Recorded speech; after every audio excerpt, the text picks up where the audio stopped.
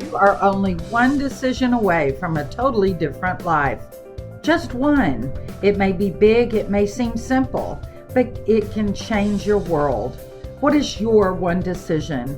In this podcast, I will tell stories, give you tools, inspire you, and hopefully give you strength to make that one decision. Remember that inaction is an action, indecision is a decision. Purposeful decisions allow you to have control over the direction you go. Make that one purposeful decision and see where it takes you.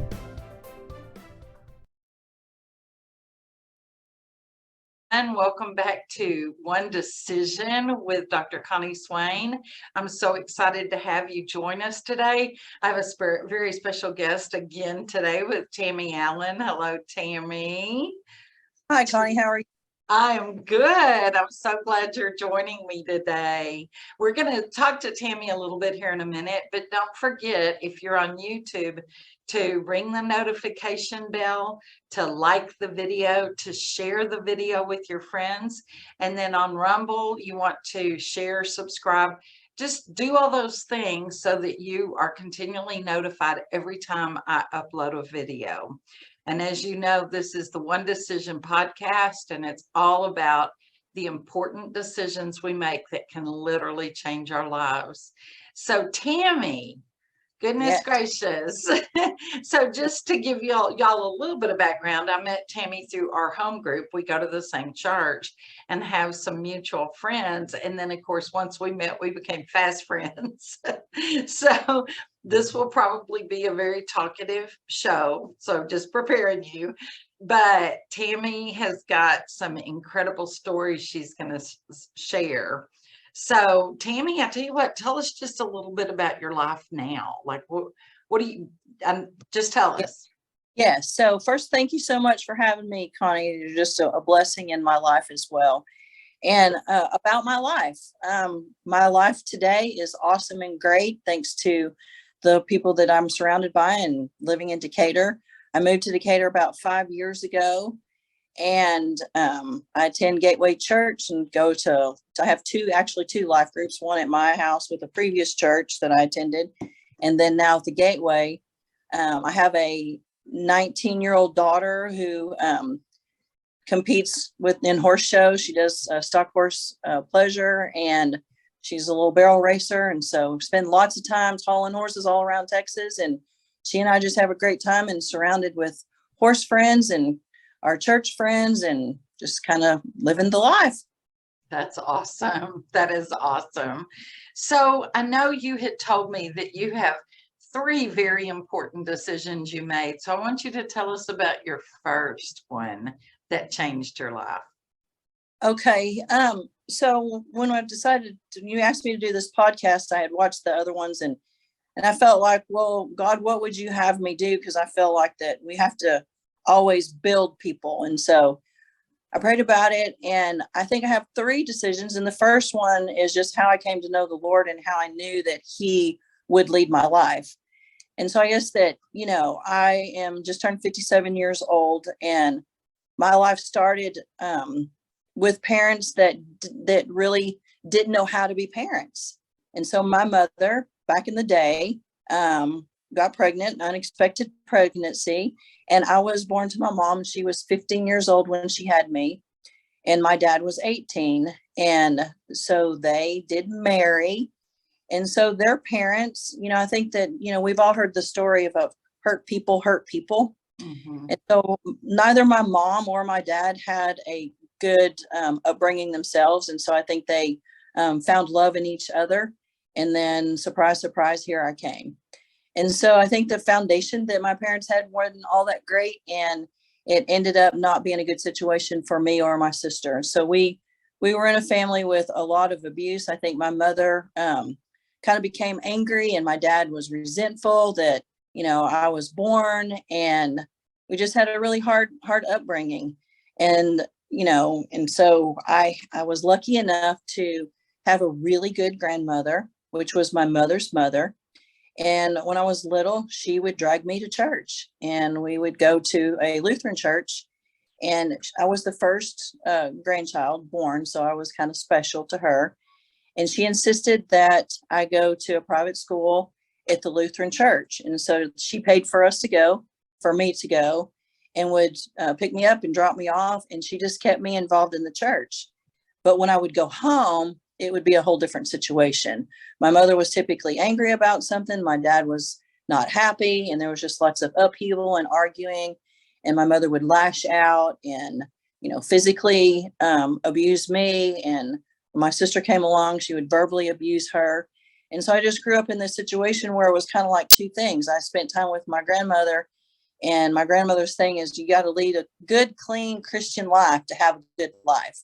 And then I was always like, whoa, but I don't have that at home. And so as the Lord would have it, he made me pretty strong-willed.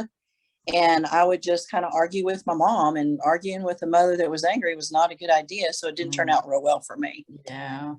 So, there was just lots of physical abuse. If CPS would have been active back then, I feel certain that we would have been jerked out pretty quickly.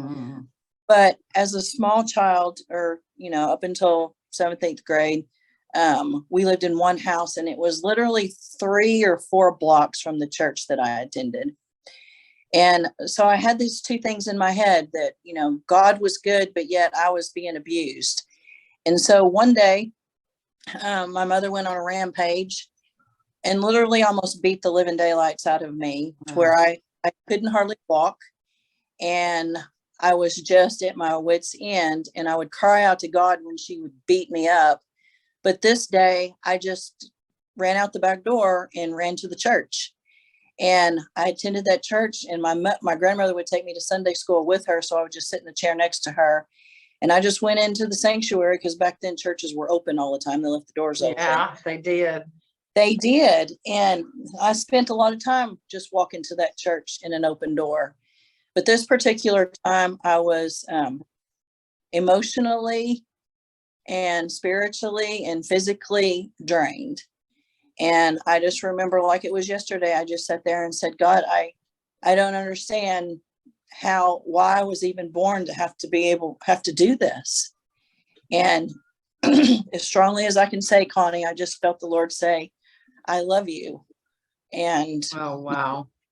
And then I argued with him. I was like, well, if you love me, then why would you put me with parents as mean as mine? Because as far as I'm concerned, she's a cobra snake. And I was angry about that. And he just said, I love you. You're mine. And so I just grabbed a hold of that. And in my mind, in my spirit, I just grabbed a hold of that. And I knew that I was his, and that I read scripture with my grandmother, and he promises a good life for us, but he also expects us to be obedient. Yeah. And I think so many times people, when they give a testimony, they sometimes forget about the obedience part. And my grandmother was really big about obedience, and she'd say, you have to be obedient to the Lord. And he has laid out this basically rule book to live our lives by. And I just adhered to that and wanted to be obedient to the Lord and listen to him and be led by him. So I felt like I just led a double life. I lived home. I continued to be beat up until the day I was 18. And the day I turned 18 years old, the week before, I said, you do realize as soon as I turn 18, I will never come back. And the day I turned 18, I never looked back. And so I ended up meeting a boy in high school, fell in love with him, and he was a high school sweetheart. Yeah. And ended up, and he came from a similar situation, not as physical as mine, but a similar, very poor, my ex-husband lived in a very poor situation. And we just each other and married, and we wanted to start a life on our own. And I said, God has to be in this. And it was. And that's awesome. So I think the first was just allowing, the Lord to lead your life. That's awesome. I want to touch on a couple of things you said. Yeah. So when you talked about how you heard God say, I love you. Yeah. I know a lot of people who say, and a lot of pastors, preachers, leaders, individuals who say they've never heard God speak to them. So tell us what that experience was like for you. Was it a knowing in your spirit? Did you physically hear him? Tell me how that went.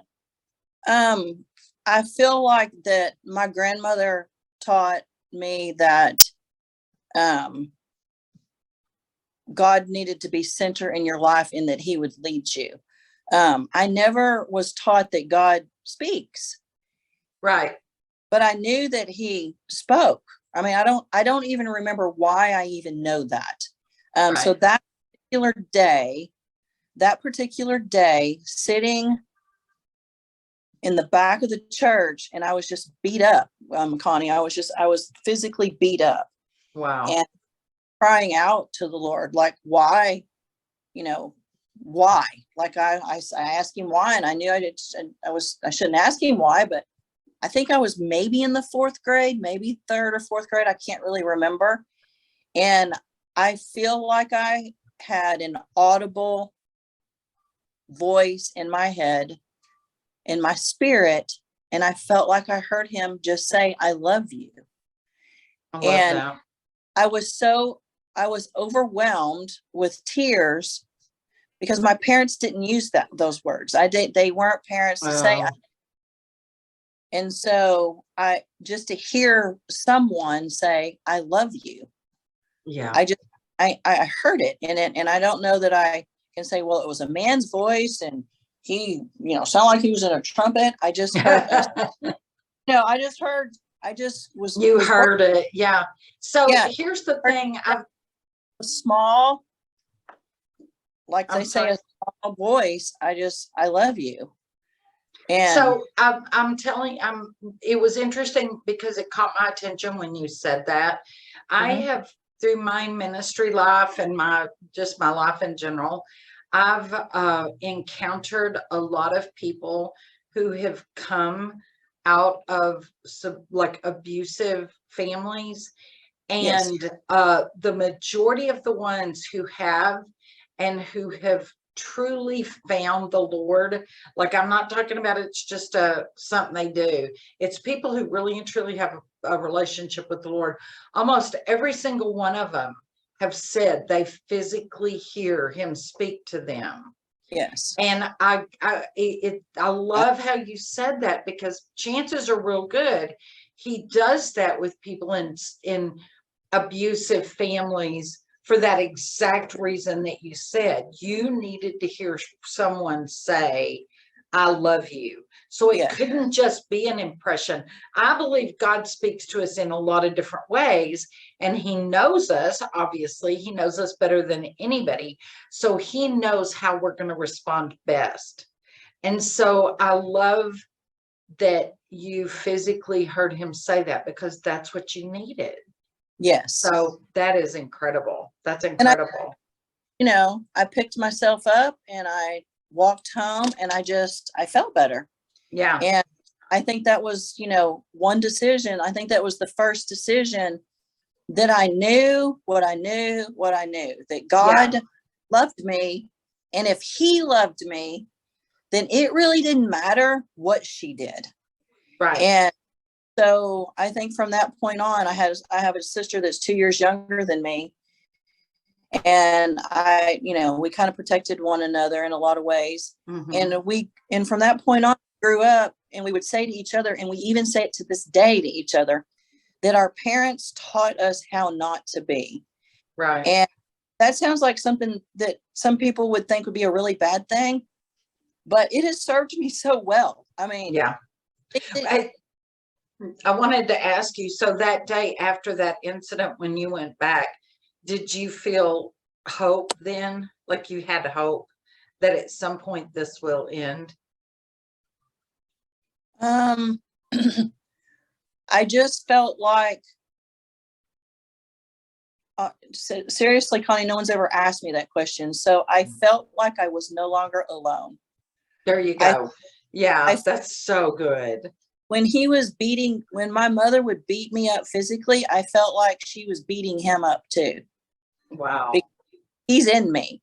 And so now that I felt like he's in me, and he loved me, then nothing, and this was the strong will that I have, nothing that she could do would break me down then. That's And awesome. she never broke me down again. I mean, she beat the living daylights out of me, and I was Yeah. bloody lots of times, but you know, she never broke my spirit after that. That's good. The And other so, thing, I'm sorry, but the other thing you said that I wanted to just speak to quickly, you kept saying that you felt like you led a double life. yes. However, I've never heard that term used in this scenario. I've heard it used when people have hidden sin, or, you know, they're not. So I realize why you felt that way. Yes. So tell me how you process through that, because I'm knowing you now, you're like you're like an open book. You are who you are. You're very real. You're very transparent. And Yes. so is that did that come out of that where you felt like you were leading a double life? I just felt like that my grandmother and my grandfather was so, they were seen in the community as, you know, great, wonderful people. And my grandma in the, you know, up in the church, and my grandmother worked at the church, and it was just so churchy. And, Yeah. you know, they would dress me up in a little dress, and, you know, I had long, curly, dark hair, and I was just cute. Yeah. And they just show me off, you know, and then they would take me home, and then all of a sudden it was just a nightmare. And as a child, as a little child, I think that's hard to process. Yes. And I would fight back, and there were so many times I would beg my grandmother, don't take me back. I just want to live with you. And she would say, Tammy, just try not to aggravate your mother. Just, you know, keep your mouth shut. Oh And gosh. mother. Oh. And so I think, I don't know how to explain it. I think that when I would be at church with my grandmother, I was just such at peace. And I just grabbed every single word that the pastor would say. And it was just a great place to be. Yeah. And so I think that's the best I can that, Connie. Wow. Well, I don't want to, that's a tremendous story. Obviously, we could spend 3 hours talking about that. So you said there's another decision. So why don't we're going to fast forward a bit into your life, but tell us about your second big decision. So I continued to have the Lord in my heart, and continued to go to church. And then I got married early. I got married at 18 years old, right out of high school, because I wanted out of my parents' house. And this was the young man you told us about earlier, right? Yes. Okay. And we married and moved into an apartment, and I knew we had no money. And so as much as I wanted to go to college, I just couldn't figure out how we could afford to do that. Right. So I was to get a job. After a couple of years, I ended up doing a trade, which was a dental assisting trade. And so I went to be a dental assistant, and I worked as a dental assistant for like 10 years, however many years as a dental assistant. And then I was really good friends with a hygienist that worked in the practice. And she says, you know, you're really good with your hands, and you're great with people, and everybody loves you. Da, da, da, da, da. She goes, why don't you go to hygiene school? Because you'll make a whole lot more money. And I was like, you know, I'd really love to do that. I just don't know that I can because of money. And so as the Lord would have it, I ended up going to hygiene school and became a hygienist. It took me 2 years to get accepted, but I finally did get accepted. I kind of have this thing, if we can't go through the front door, then find a window. Right. So through the window, and became a hygienist. And once I became a hygienist, I was just really into helping people and being in the dental profession. And I just knew that's where God I knew that was where I was supposed to be. And so I was very active in the profession. I was a member of the Texas Dental Hygienists Association, and served in several offices, you know, secretary, vice president, you know, so I was real active in the profession. Went to work for one dentist and worked there for like 10 years. And into those 10 years, I'm thinking about year 7 or 8, I was very active in the profession, kind of known in Texas, very political in Austin, doing different lobby things for our association. And was sitting at work one day and got a phone call, and it was the governor's office. And the governor of Texas, of course, his office wanted to speak to Tammy Allen, and the front desk thought it was a scam, and she hung up on him. And so she That's said, great news. called you. And what? I said, someone from the governor's office. And I was thinking, well, am I going to go to jail for something? Right. And so they continued to call. And then like the third or fourth time, they said, no, this is Governor George Bush was the governor of Texas at the time. This is his office, and we need to speak with Tammy Allen. So I got on the phone pretty nervous. And they said, you have been highly, highly, highly recommended to serve on the Dental Hygiene Advisory Committee to the State Board of Dental Examiners. Wow. And well, what is that about? So they explained to that what that was about, prayed about it, felt like that's where the Lord wanted me to be. So I ended up being on that advisory committee for 2 years, and in working with the state on the dental board and the advisory committee, I was soon asked to serve on the dental board. And so I served on the State Board of Dental Examiners for the state of Texas for 11 years. And during those 11 years or in the beginning of being on the dental board, I just learned all kinds of things and worked in Austin in a lobbied for different things, worked in the dental board, and I was asked to be on the Western Regional Examining Board. And then the highlight of being on the dental board for me was I was asked to be on the enforcement committee. And never a hygienist had been asked to be on the enforcement committee. And what that committee did is dentists in Texas that would have a complaint against them, they would actually look at the case, have the dentist come in, and they would decide if something wasn't right, or if they're like be suspended. So during that time on the board in Texas, underserved areas, there was underserved populations was a big political push. And how do we serve underserved areas? And it was the border with the young children being underserved, and then it was nursing home residents being underserved.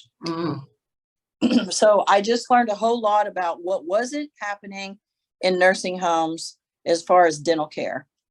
And I just became very interested in it.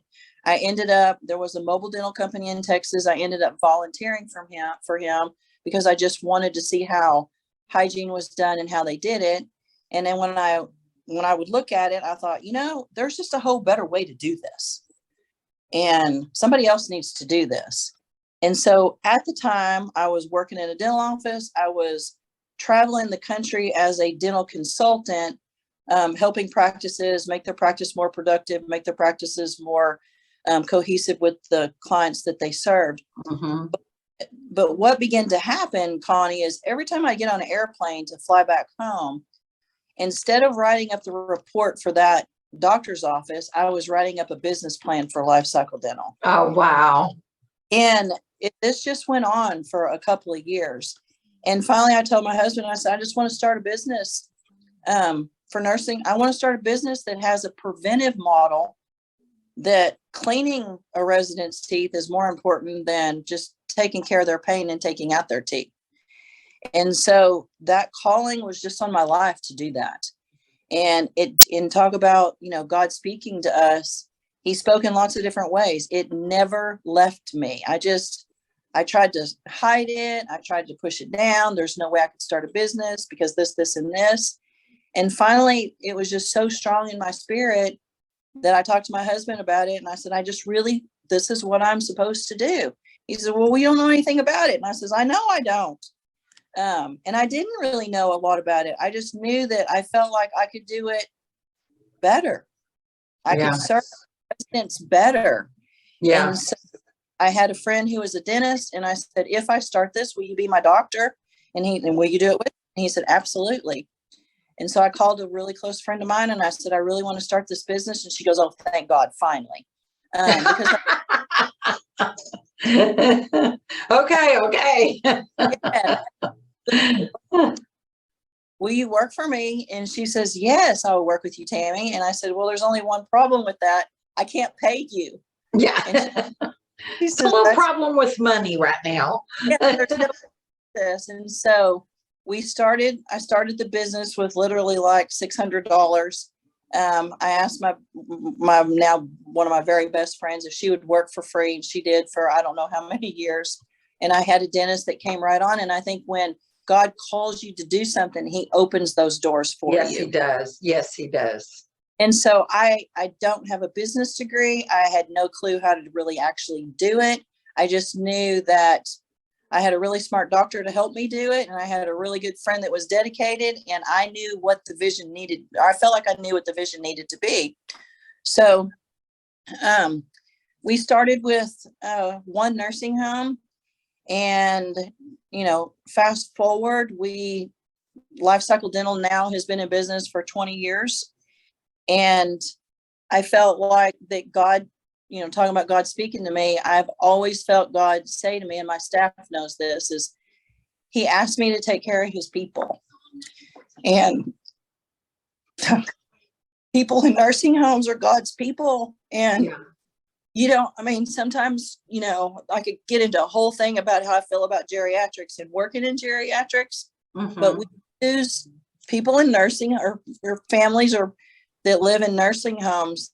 They lose so much of their independence, and they lose their health.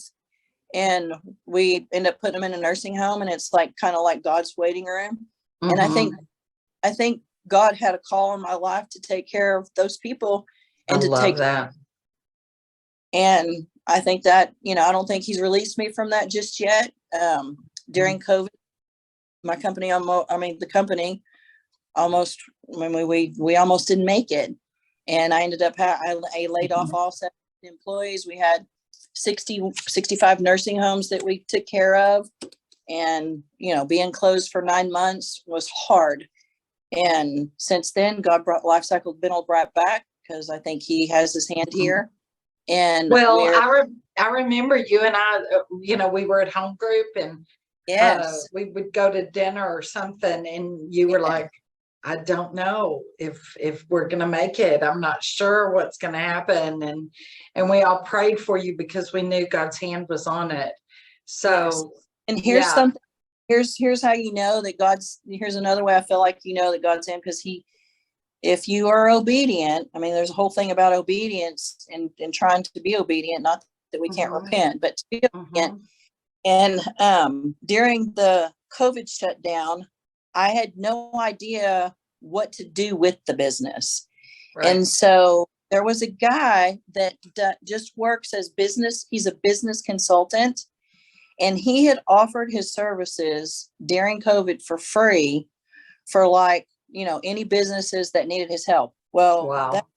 That guy, I have never met this guy in person to this day, but he's a friend of a police officer, Bridgeport. He was a police officer in Bridgeport. He's in my life group. He was one of his best friends. And so during this life group, we were praying about it. And he says, Tammy, I have a friend who's a business consultant, and he's offered his services at the church. And so he called him. That guy called me, and he literally walked me through how to take overhead down, how to, save a business during a crisis. And that's incredible. God just put people in place. Yes. And he does. I remember, a long time ago, I had a 5th grade teacher, to go to school beat up, and I would just cry to this 5th grade teacher, and I would never tell her that I was being abused at home, because I knew that I had to lie. And so, but I think she knew. And I just always remember saying, I just don't want to be like that. And I remember she would say, find the people that you want to be like, and find out how they do that, and be that. And so I think I've always, found people that I wanted to be like, whether it was like, they're so kind. How are they so kind-hearted? I want to be like that. Or they know how to run a business. How do you run your business? And so I think God's always put people in place of whatever the need was at the time. And he certainly put that guy in place. And so incredible. He helped me take the business down, keep it, where I could manage it. And then he kind of, he was kind of done. And then once COVID started opening up, we were blessed enough to open the doors back. And now we are back to serving. I think we have 47 nursing homes today. So are And you back like full speed where you were before COVID? yes, That's incredible. as of last week, we are back to the same numbers as 2019. Wow. But it's So a whole different, yeah. I was going to say, so you, I know you realize this, but you have another big decision after that decision, and that was you weren't going to give up, because that is an intentional decision that, you know, a lot of people, and it breaks my heart, they just gave up, and I'm not faulting them. They didn't feel like they had a choice, but you made the choice to say, you know what, Lord, you started this, you're going to keep it going, right? Okay. Yes. Okay, here we go. So Yeah.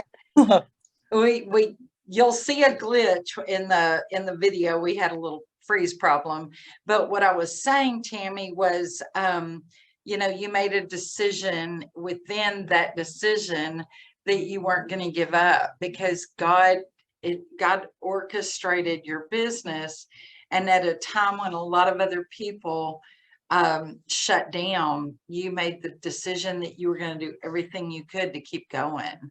And that's that was a big decision. Yeah, I think God asked us to pray without ceasing. I prayed without ceasing. Yeah. And I continue to ask God, are we finished with life cycle? And I never received a no. So as long as I felt like I never received a no, I just felt like I needed to just not give up. Yeah, that's good. Yeah. That's good. Okay, so tell me about your next big decision. Okay, so my next big decision is the best decision of my whole entire life, Connie. So Life Cycle Dental started in 2002. And when we decided to start the business, but I so desperately wanted to be a mom.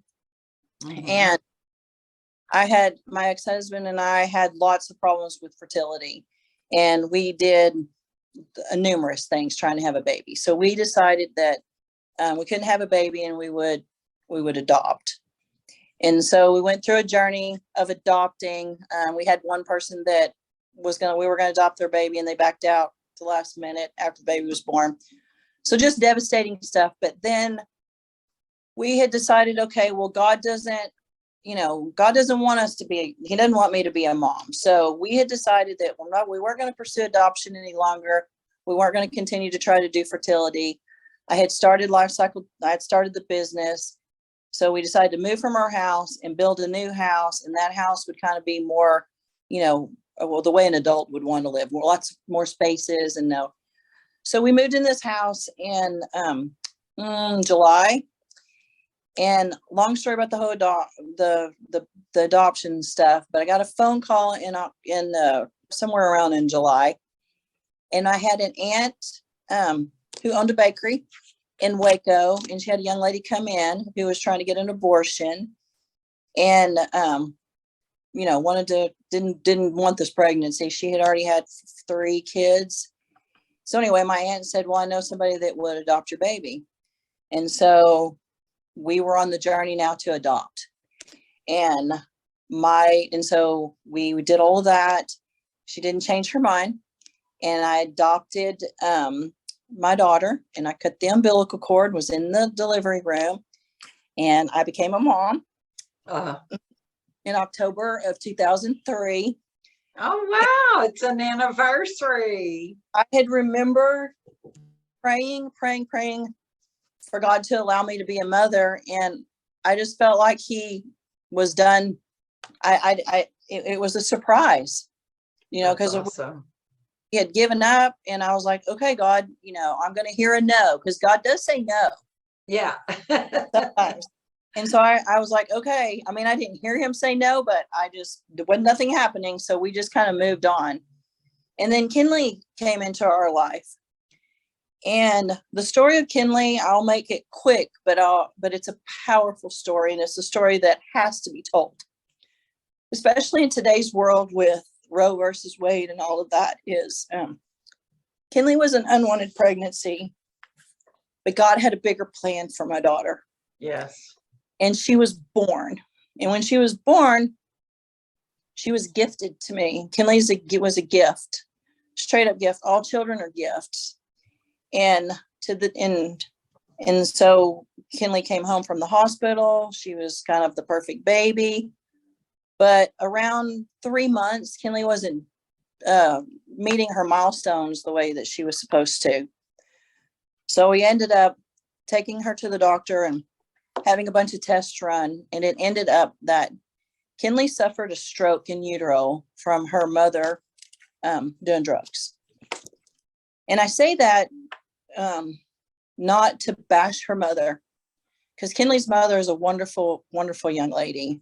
And she and our friends today. And she made some bad decisions and in her life. And she has repented for those decisions. But from the bad decisions that she made while she was pregnant, my daughter had a stroke in utero, and it caused her to have a cleft in her brain. And so at the age of like 4 months, she wasn't doing anything she was supposed to be doing. And the doctors told us, she's not going to walk. She's not going to talk. We can't promise you what kind of IQ she'll have. She may utter a few words, but you can't expect a whole lot. Mm-hmm. Because Kinley was adopted in the state of Texas, I didn't have to keep her.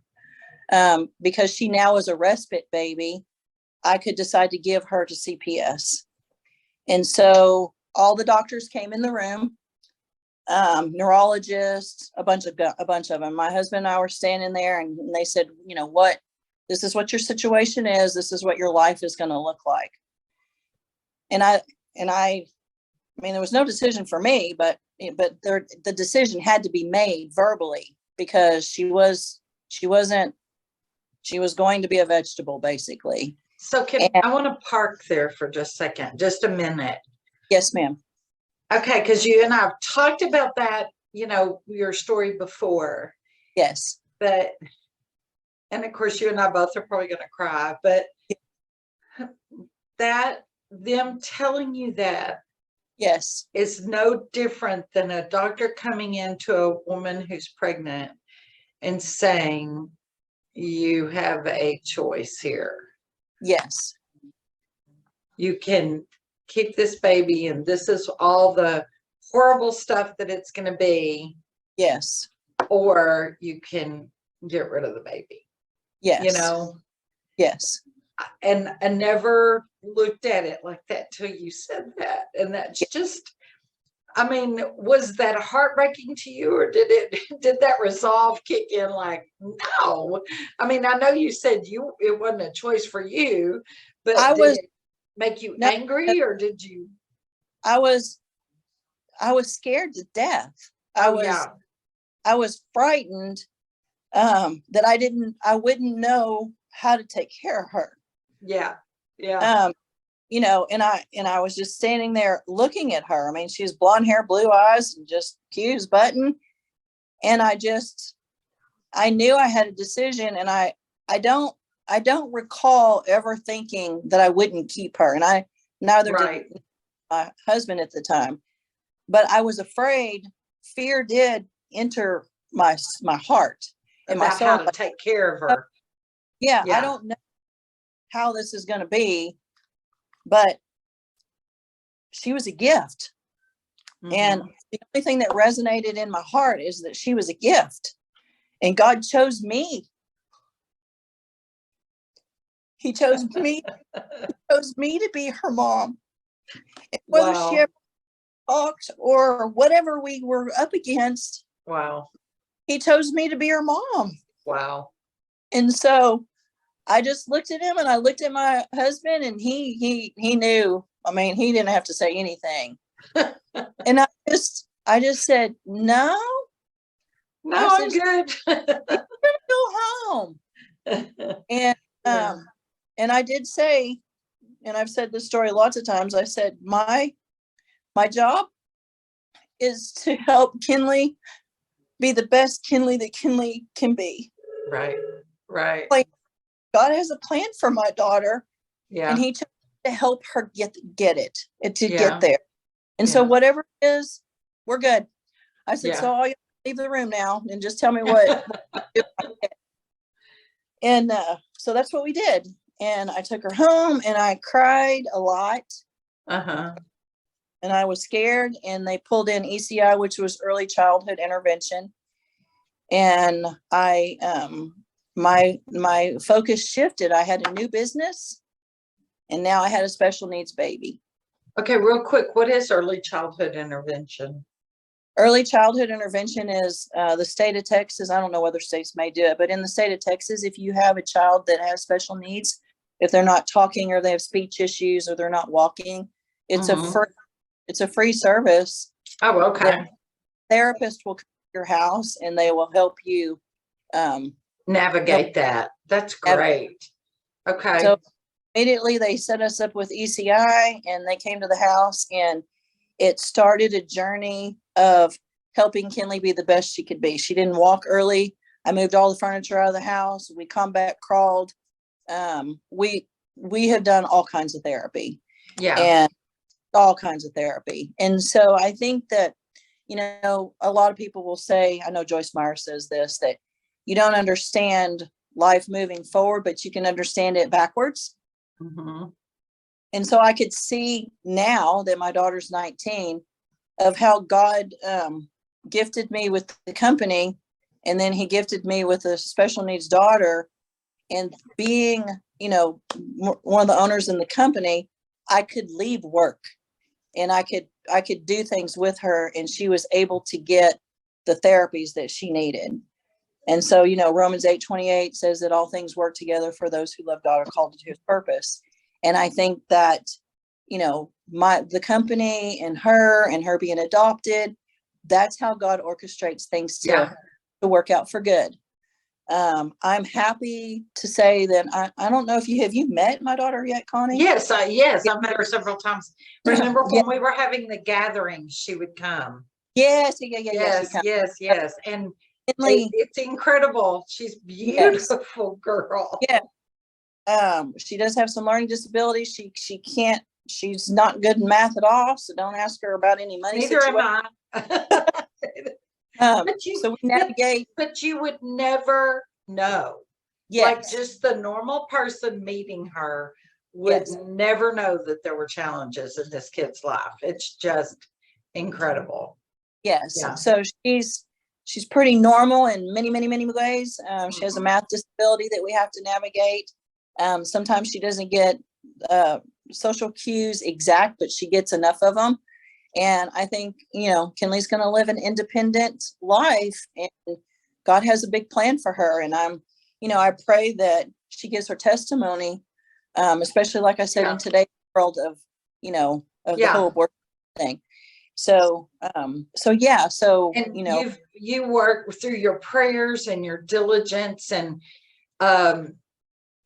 your background of being abused, knowing this child, if you hadn't have had her, she could have ended up in an abusive situation very easily. And through all those things, you literally have canceled out and overcome all those things that the doctors said about her when she was born. All those awful, awful things. And I just can't imagine, like when they said she'd never walk and she walked, I bet that had to have been the craziest, best feeling, just all those things when she was doing them that the doctor said she'd never do. We don't say can't in my house. We never say we can't. We say we're going to try. There you go. Of course. But we may not be able to do it perfectly, but we always have been able to do some version of it. I love it. I don't know about, Kinley's biological mother. If she would have kept Kinley, she would have been in a loving situation, but I don't know. I think God knew that she needed to be in a home where she would be able to get the things that she needed. Yeah. And had she gone into foster care, I don't know. Like you said, Yeah, she could have ended up with an abusive family. Yeah. And so, she's very far from that. So Wow. life, and I just feel like that, I feel like when you allow God to lead your life and you learn to listen to his guiding your life, and you're obedient to him, then I don't know how much wrong you can go. Not that bad things don't happen. I mean, I ended up in a divorce, and it was an ugly, nasty divorce. But I was married to my ex-husband for 33 years, and we had a great story. So it's not don't happen to people because they do. I just think that if you have God in you and you have the Holy Spirit leading your life, you just have an easier way to get through those trials. Exactly. Yeah. Well, as we kind of wind down our time together, the stories, it's just been incredible. Out of all of these experiences, tell us, what do you feel would be your biggest encouragement to people who are struggling to make a decision in their life? First and foremost, I would think you have to have God in it. Yes. Put God in it and get alone. You just have to get alone with the Lord, and you have to write. I just think writing and journaling and say, God, I want to do this. This what you have? Is this what you would have for me?